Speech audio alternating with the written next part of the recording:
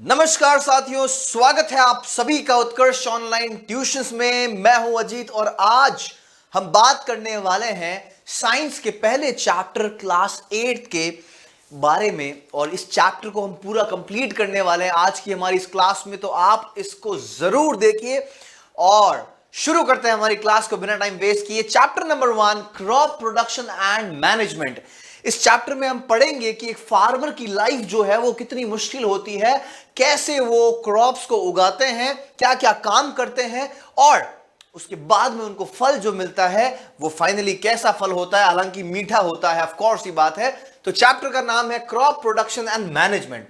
इस चैप्टर में हम पढ़ेंगे क्या क्या, आइए वो पहले एक बार जान लेते हैं। सबसे पहले हम पढ़ेंगे क्रॉप्स के बारे में कि क्रॉप क्या होता है, कितने टाइप्स के क्रॉप्स होते हैं, कब उनको उगाया जाता है और कौन से क्रॉप्स होते हैं। सेकंड हम बात करने वाले हैं प्रोडक्शन के बारे में कि क्रॉप्स को उगाने के लिए, उनका प्रोडक्शन करने के लिए हमें क्या क्या काम करने होंगे, मेहनत क्या क्या करनी होगी। And third and last one, हम लास्ट में उसको कैसे मैनेज करने वाले हैं वो हम पढ़ने वाले हैं। कैसे क्रॉप्स आ गए उसके बाद में मैनेजमेंट कैसे करेंगे, बेचना है, स्टोर करना है, कैसे करना है।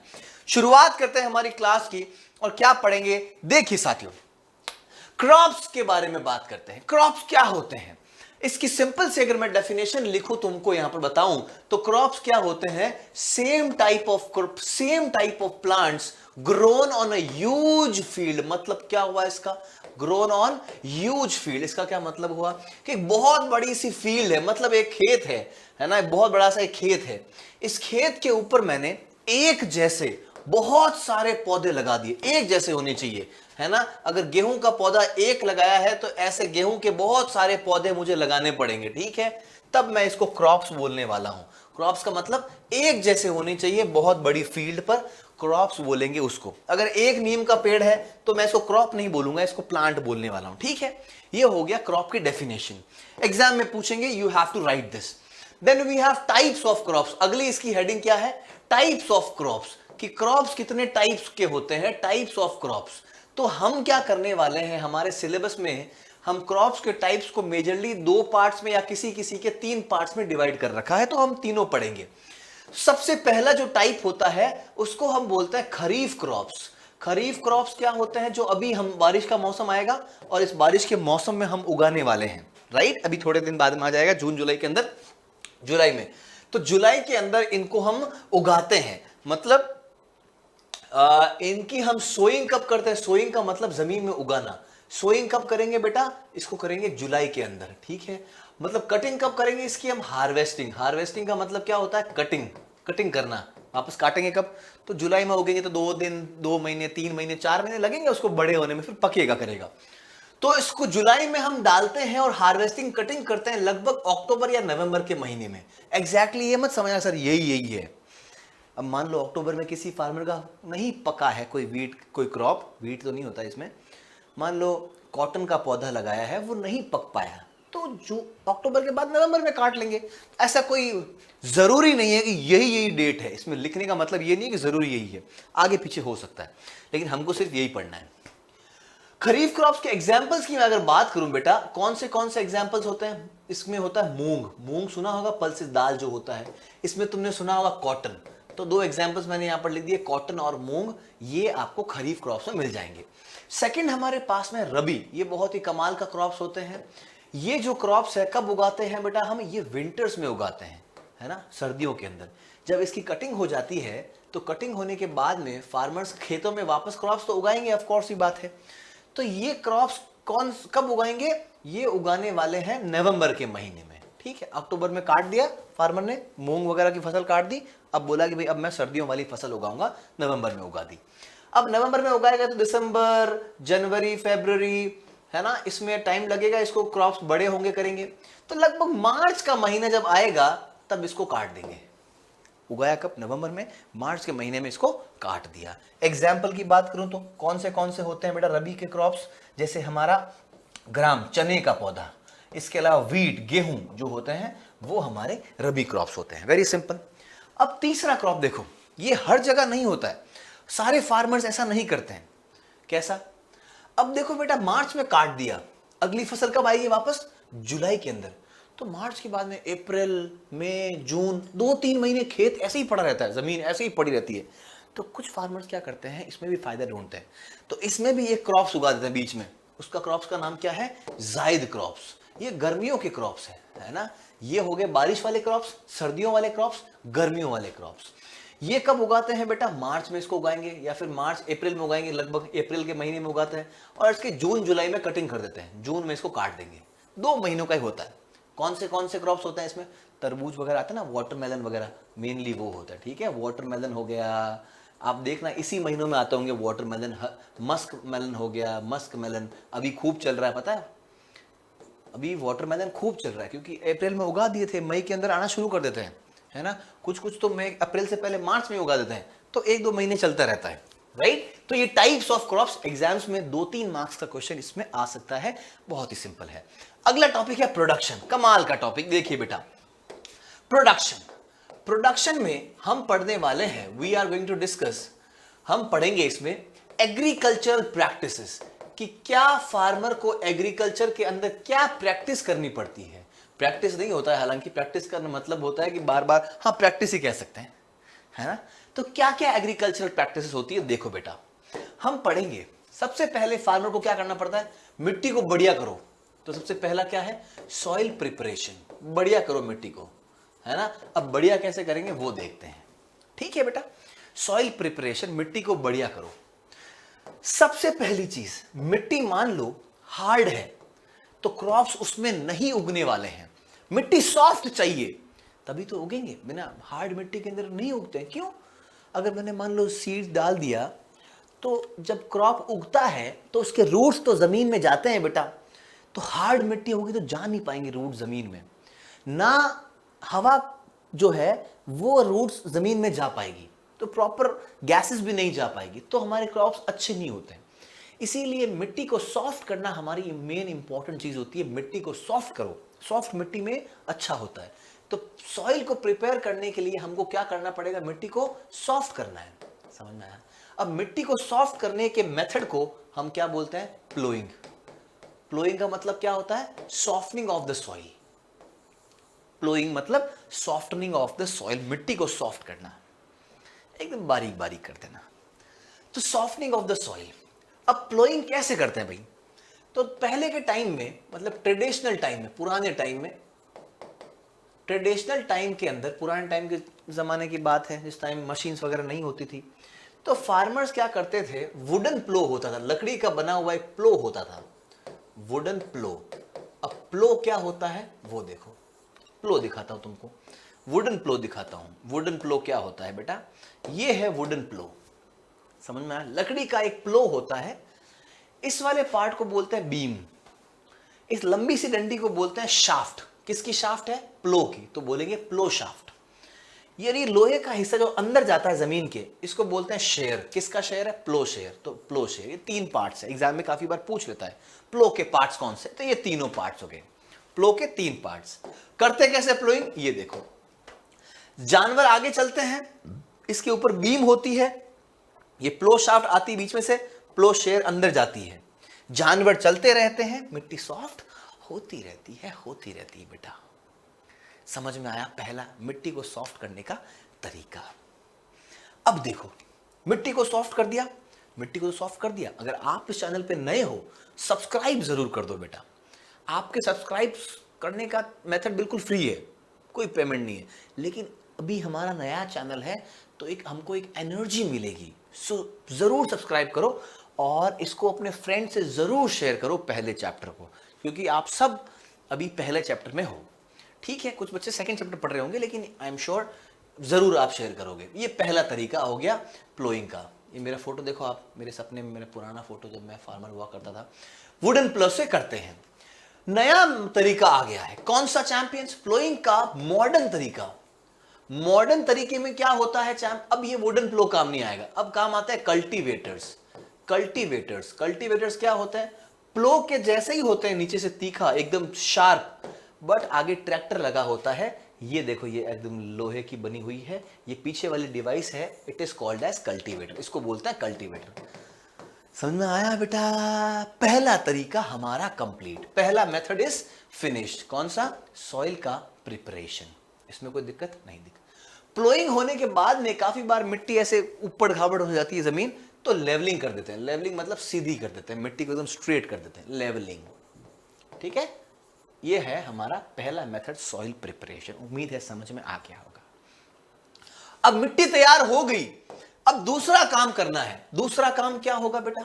मिट्टी तैयार हो गई, अब मिट्टी के अंदर जमीन सीड्स को डालना है। क्या करना है? सीड्स को डालना है।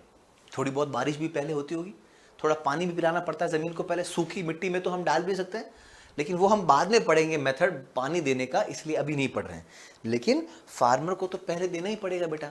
फार्मर को 2-3 बार पानी पिलाना पड़ता है, तो हम 3 बार नहीं पढ़ेंगे पानी पिलाना पानी पिलाना पानी पिलाना, इसलिए हम बाद में पढ़ लेंगे। तो अभी सॉइल प्रिपरेशन हो गई, इससे पहले एक बार जमीन जो है उसमें पानी होना चाहिए। जमीन में पानी हो गया, सॉइल को प्रिपेयर कर लिया, अब करते हैं जमीन में सीड्स को डालना। तो जमीन में सीड्स को डालने के मेथड को हम बोलते हैं सोइंग। क्या? Providing crops seeds into the soil is called as sowing method. अब सोइंग के भी पुराने तरीके थे, ट्रेडिशनल मेथड हुआ करते थे। क्या मेथड हुआ करते? ट्रेडिशनल। अब ट्रेडिशनल मेथड क्या थे बेटा? ट्रेडिशनल में एक मेथड था फनल सिस्टम। फनल सिस्टम क्या था? देखो, फनल सिस्टम बिल्कुल इस वुडन प्लो की तरह था। कैसे? यहां पर देखो आप, इस फार्मर का एक वुडन प्लो है। इसी वुडन प्लो में क्या करते थे? एक पाइप लगाते थे फार्मर। क्या करते? पाइप, यहां से एक पाइप लगती थी, ऐसे पाइप, जो इसके साथ साथ जमीन में जाती थी। ठीक है, और फार्मर क्या करता था? यहां से सीड्स को डालता, टिक टिक टिक टिक टिक टिक, यहां से हाथ में ऐसे पकड़े होते थे सीड्स को डालता, ये आगे आगे चलता और सीड जमीन में चलते जाते बेटा। हो गई सोइंग।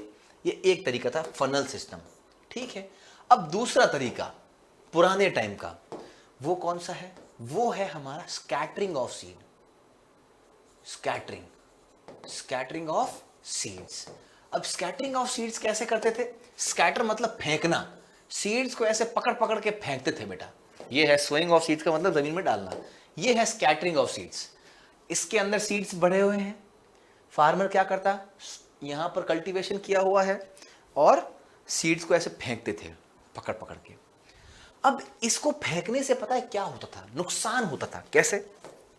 मान लो जमीन है, इस जमीन पर मैंने सीड्स को फेंका, तो फेंकते वक्त जरूर थोड़ी है सीड्स सब, कोई सीड्स साथ में जाके गिर गए, कोई सीड्स यहां पर गिरे, कोई यहां गिरे, कहीं पर गिरे ही नहीं बिल्कुल भी। तो एक इक्वल डिस्ट्रीब्यूशन नहीं होता था सीड्स का। तो जब क्रॉप्स उगेंगे तो यहां पर तो बहुत सारे क्रॉप्स उग जाएंगे, और वहां पर बिल्कुल नहीं उगेंगे, यहां पर बहुत सारे उग जाएंगे, तो बराबर नहीं होंगे क्रॉप्स। उससे घाटा होता है बेटा, नुकसान होता है। सो ये हमारा जो मेथड था पुराना वाला, ये अच्छा मेथड नहीं था। It is not a good method. इसीलिए आजकल के टाइम में हमारे मॉडर्न दुनिया के अंदर, मॉडर्न सिस्टम के अंदर नया एक डिवाइस आया है, उसको हम बोलते हैं सीड ड्रिल। सीड ड्रिल क्या होती है? मशीन है जो ट्रैक्टर के पीछे लगती है, अपने आप सीड्स जाते हैं और बहुत बराबर जाते हैं। ये है सीड ड्रिल। ट्रैक्टर के पीछे एक मशीन लगी होती है, इस मशीन में ऊपर सारे सीड्स को भर देते हैं, और भरने के बाद में सीड्स धीरे धीरे धीरे अपने आप बराबर जाते हैं। इससे क्या होता है? जमीन होती है ना, उसके अंदर जो सीड्स है वो सब बराबर जाते हैं, कोई भी बराबर गैप होता है बीच में। इससे सारे सीड्स एकदम बराबर उगते हैं बेटा, बराबर उगेंगे, कोई फर्क नहीं आएगा, अच्छे सीड्स होते हैं। तो ये है हमारा सेकंड मेथड। कौन सा वाला? सोइंग का बाय सीड ड्रिल्स। अब सोइंग हो गई, हमारा सॉइल प्रिपरेशन हो गया। अब इसके बाद में तीसरा मेथड जो आता है वो हमारा होता है प्रोवाइडिंग न्यूट्रिएंट्स। मतलब सॉइल, क्रॉप्स को न्यूट्रिएंट्स तो चाहिए होगा, ऑफ कोर्स ये बात है। न्यूट्रिएंट्स चाहिए का मतलब, हम खाना खाते हैं, सभी खाते हैं खाना, क्रॉप्स भी खाना खाते हैं, लेकिन खाने के साथ साथ हमको कुछ और भी चाहिए होता है। काजू बादाम, किशमिश, फ्रूट्स वगैरह, अलग न्यूट्रिएंट्स। वैसे इनको भी चाहिए। इनको न्यूट्रिएंट्स कहाँ से मिलता है? देखो, अलग अलग तरीके हैं। पहला, या तो फार्मर्स क्या करते हैं, जमीन में डालते हैं मैन्योर। मैन्योर पता है क्या होता है? खाद जो होती है जानवरों से मिलती है, उनका वेस्ट मैटर वो होती है। या फिर फार्मर्स क्या करते हैं बेटा, फर्टिलाइजर डालते हैं। फर्टिलाइजर मतलब केमिकल्स। अब सबके पास में, फार्मर के पास तो गाय भैंस है नहीं कि मैन्योर लेके आ जाए, तो कुछ दवाई डाल देते हैं, स्प्रे कर देते हैं फर्टिलाइजर वगैरह। इससे क्या होता है, सीड्स को न्यूट्रिएंट मिल जाता है। कुछ फार्मर्स क्या करते हैं, क्रॉप रोटेशन करते हैं। क्रॉप रोटेशन मतलब, इसका मतलब क्या हुआ, क्रॉप रोटेशन का मतलब ये हुआ बेटा कि मान लो ये जमीन है, जमीन के अंदर न्यूट्रिएंट्स तो होते ही हैं, तुमको पता है, ठीक है। मान लिया जमीन में 3 टाइप के न्यूट्रिएंट है। कौन से? ए, पीला वाला है ए, नाम दिया ए। ये है ग्रीन वाला बी, और तीसरा है सी। तो 3 न्यूट्रिएंट्स है इसके अंदर, ठीक है, मिट्टी के अंदर। मान लो मैंने बोला है, ठीक है। कौन से बेटा, ए, बी और सी। मैंने इस साल, मतलब मान लो ये बारिश का मौसम आएगा, इस बार मैंने मूंग की फसल उगाई है। क्या हो गई, मूंग की फसल, मूंग। अब मूंग की फसल है तो मूंग को जो न्यूट्रिएंट चाहिए वो है ए। तो मूंग क्या करेगा, ए न्यूट्रिएंट लेगा, सिर्फ ले लिया मूंग ने ए न्यूट्रिएंट। अब ए न्यूट्रिएंट जो है वो कम पड़ गया बेटा, इस बार मूंग ने ले लिया ए न्यूट्रिएंट्स, तो ए न्यूट्रिएंट्स यहां पर कम पड़ गया है। समझ में आया? अब अगली साल जब मेरे को वापस से फार्मिंग करनी पड़ेगी, तब मैं मूंग नहीं उगाऊंगा, वापस मूंग वाले फसल नहीं डालूंगा। क्यों? क्योंकि मूंग को चाहिए ए, और ए इस बार है नहीं, तो मैं कोई दूसरा क्रॉप उगाऊंगा, और ऐसा क्रॉप उगाऊंगा जिसको बी न्यूट्रिएंट चाहिए। कौन सी है बेटा, बी। क्योंकि बी तो पड़ा है इसमें फुल, तो मेरा अगले साल जो क्रॉप्स होंगे वो भी अच्छे होंगे, ठीक है। और तीसरी बार जो क्रॉप्स उगाऊंगा वो ऐसा उगाऊंगा जिसको सी न्यूट्रिएंट चाहिए, ठीक है, सी न्यूट्रिएंट चाहिए, जिसको तीसरा वाला चाहिए। अब 2-3 साल के अंदर जो ए वाला न्यूट्रिएंट है वो ऑटोमेटिकली वापस आ जाता है बेटा, ऑटोमेटिकली वापस आ जाएगा। समझ में आया? कैसे आता है बहुत डिटेल में पढ़ना पड़ेगा, लेकिन अभी समझ लो आ जाता है। तो फिर अगले साल वापस हम ए लगा सकते हैं। इसको बोलते हैं क्रॉप को रोटेट करना, हर साल रोटेट कर देना। समझ में आया? एक चौथा तरीका और है, इसको हम बोलते हैं मिक्स्ड क्रॉपिंग। मिक्स्ड क्रॉपिंग मतलब, देखो कुछ पौधे ऐसे होते हैं, जैसे मान लो ये मूंग का पौधा है, मूंग के पौधे के साथ में मैंने एक और पौधा उगा दिया, मान लो कोई भी, ठीक है, कॉटन का पौधा। तो कॉटन का पौधा जो है, न्यूट्रिएंट इसको भी चाहिए, मूंग को भी न्यूट्रिएंट चाहिए। काफी ऐसे होते हैं बेटा क्रॉप्स जो हवा से न्यूट्रिएंट्स लेते हैं, हवा से। हवा के अंदर नाइट्रोजन गैस होती है, नाइट्रोजन गैस बहुत इंपॉर्टेंट होती है क्रॉप्स के लिए, लेकिन ये कॉटन का पौधा नाइट्रोजन गैस को नहीं ले सकता, तो मूंग का पौधा इसको हेल्प करता है। समझ में आया? तो साथ में मूंग भी अगर उगे हुए होंगे ना, तो मूंग जब अपने लिए इसको न्यूट्रिएंट बनाएगा, तब साथ साथ में कॉटन भी अपना काम कर लेगा, कॉटन को भी मिल जाएगा। समझ में आया? तो काफी बार मिक्स क्रॉपिंग भी हेल्पफुल होती है। ओके, तो ये 4 मेजर तरीके हैं न्यूट्रिएंट प्रोवाइड करवाने के। अब रही बात मैन्योर और फर्टिलाइजर की, काफी बार एग्जाम्स में इनके बीच में डिफरेंस पूछ लेते हैं कि दोनों में फर्क क्या है।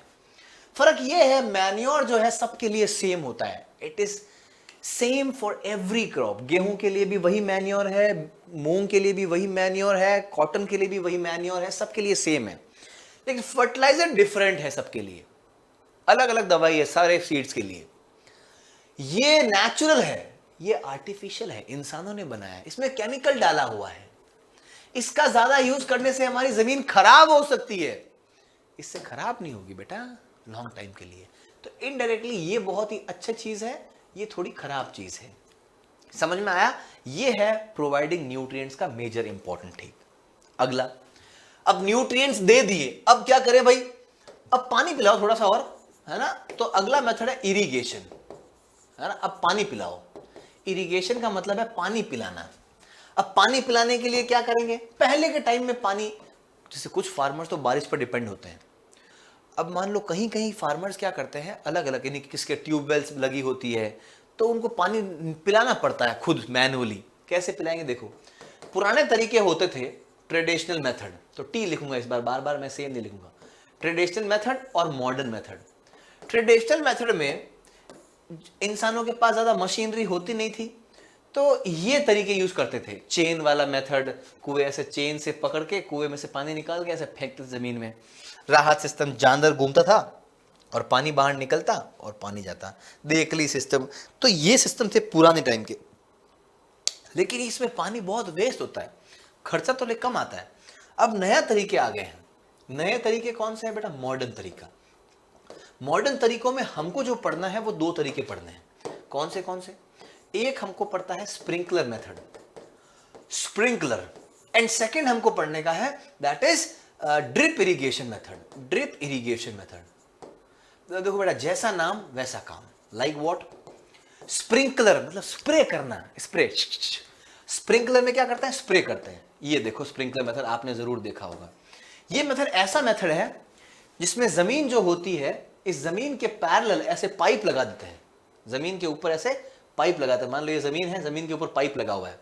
अब पाइप लगे हुए हैं लंबे लंबे, पाइप्स को ऐसे खोल रखा है, ऐसे ऊपर ऐसे और पाइप्स लगा दिए, और जब पानी इसमें से आता है बेटा, तो पानी इन पाइप्स के थ्रू ऊपर आता है और यहाँ पर एक नोजल लगा होता है, ये नोजल घूमता रहता है, तो पानी ऐसे स्प्रे की फॉर्म में बाहर आता है। ठीक है, सेम यहाँ पर पानी जाता है अंदर, बाहर निकला, नोजल घूमता है, पानी आ रहा है, ऐसे ऐसे बाहर आता है, ऐसा लगता है बारिश हो रही है ना। तो अच्छा मेथड है, नया तरीका है, बराबर पानी मिलता है सबको। उसके बाद में भी अगर पानी की बहुत कमी है तो ये वाला मेथड यूज करते हैं, ड्रिप इरिगेशन मेथड। ड्रिप मतलब जमीन पर ऐसे पाइप्स लगाते हैं और छोटे छोटे होल्स कर देते हैं बेटा, यहाँ पर जहां पर पौधा है वहां पर होल कर दिया। अब ये नॉर्मल क्रॉप्स के लिए काम में नहीं आता है कि सारे क्रॉप्स, गेहूं के पौधे हैं सब, क्योंकि वहां पर तो बहुत फिर चिपके चिपके होंगे। ये काम आता है जैसे अनार का पौधा हो गया, उसमें क्या होता है, एक पौधा यहाँ लगाते हैं, एक पौधा यहाँ लगाता है, एक पौधा यहाँ लगाता है, थोड़ा दूर दूर लगाते हैं, ऐसे पौधों के लिए काम आता है ये।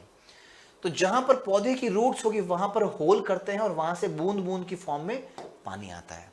ड्रिप चढ़ती है ना इंसान के, ग्लूकोज, तब वहां पर देखना ग्लूकोज जो आती है वो टिप टिप ऐसे आती है, तो ड्रिप बोलते हैं उसको। वैसे ये पानी भी ऐसे टिप टिप आता है, टिप टिप बरसा पानी, पानी बहुत कम वेस्ट होता है, इसमें वेस्ट होता ही नहीं पानी। तो ये है ड्रिप इरिगेशन मेथड। समझ में आया? अब इरिगेशन हो गया, अब क्या करना है?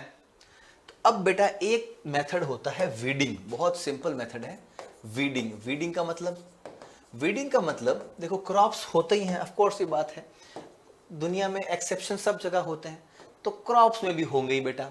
मान लो मैंने गेहूं के पौधे उगाए, बढ़िया उगे हैं, अब बीच में कुछ कुछ जंगली पौधे उग जाते हैं, हो जाते हैं, ऑफ कोर्स ये बात है, कहीं ना कहीं हो जाएंगे।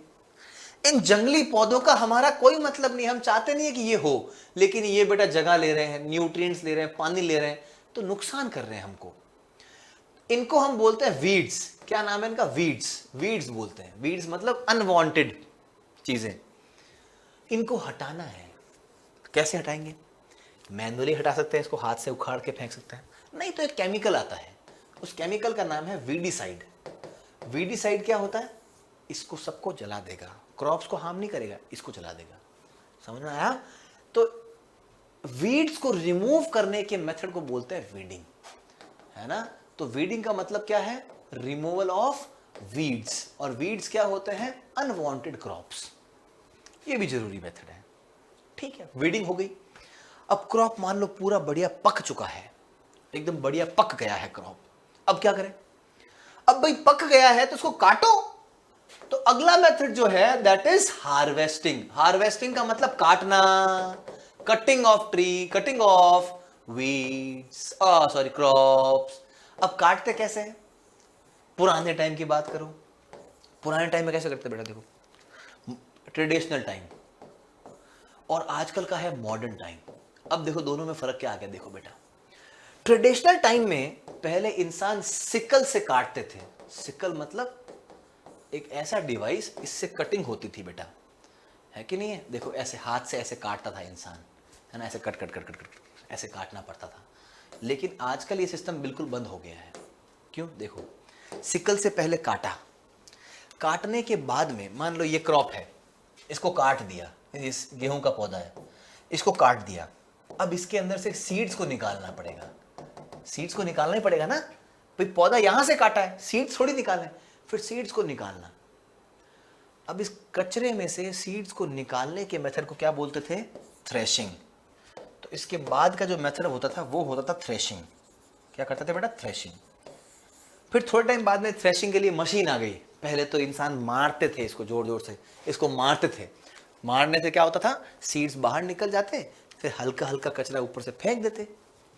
थ्रेशिंग के बाद भी जब गेहूं सब आ जाते हैं, मान लो बहुत सारे गेहूं आ गए इसमें, अब फिर भी हल्का फुल्का कचरा बेटा रह ही जाता था। तो हल्का फुल्का जो कचरा है उसको निकालना पड़ता है। उस मेथड को बोलते हैं विनोइंग। विनोइंग का मतलब removing of light weight impurities. Winnowing देखा होगा तुमने, गांव के अंदर आंटी वगैरह करती है, कभी कभी ऐसे पकड़ती है, सीड्स को ऐसे नीचे गिराती है, हवा आती है, हल्का कचरा दूर चला जाता है, भारी गेहूं नीचे गिर जाता है। देखा होगा विनोइंग मेथड, आपने नहीं देखा होगा तो भी कोई बात नहीं, ठीक है। अब विनोइंग हो, ये पुराना तरीका। अब नए तरीके में क्या है? मॉडर्न। मॉडर्न कुछ नहीं है, सीधा आ गया हार्वेस्टर। हार्वेस्टर हार्वेस्टर सारा काम एक साथ कर देता है, काटने का भी, थ्रेशिंग का भी, विनोइंग का भी। कुछ नहीं करना, सीधा सीड्स अपने घर पे लो है, हाँ, काट भी रहा है साथ साथ, सब निकाल रहा है, सारा काम एक मशीन कर रही है। इसको बोलते हैं हार्वेस्टर। हार्वेस्टिंग करने के लिए काम आती है। कितना आसान हो गया बेटा। पहले इंसान कितनी मेहनत करते थे, आजकल देखो।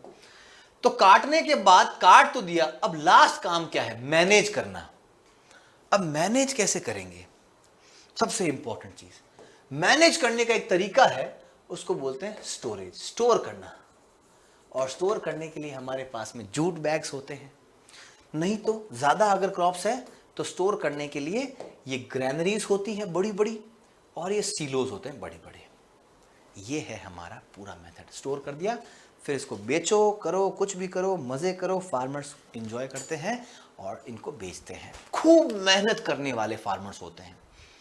अगर आपको फार्मर की लाइफ अगर मेहनती लग रही है, इंजॉयबल लग रही है, इंजॉयबल तो नहीं कह सकते तरीके से, मेहनती लग रही है, और हमारे लिए like farmer is a God, because वो हमको खाना खिला रहे हैं, तो प्लीज अच्छी लगी हो क्लास, जरूर इसको लाइक करें, अपने दोस्तों से शेयर करें, और चैनल को सब्सक्राइब जरूर करें बेटा। मिलते हैं वापस से। जय हिंद, जय भारत।